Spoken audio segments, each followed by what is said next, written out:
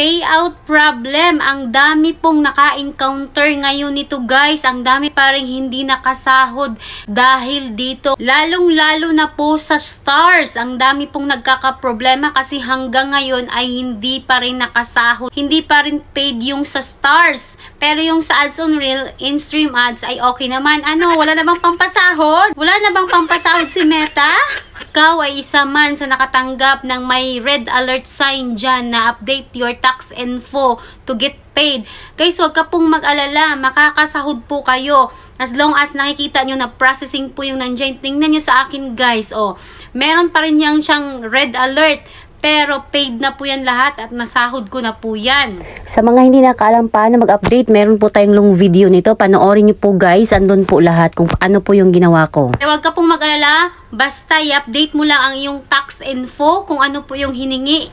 Mag-submit lang po kayo, okay na po yan.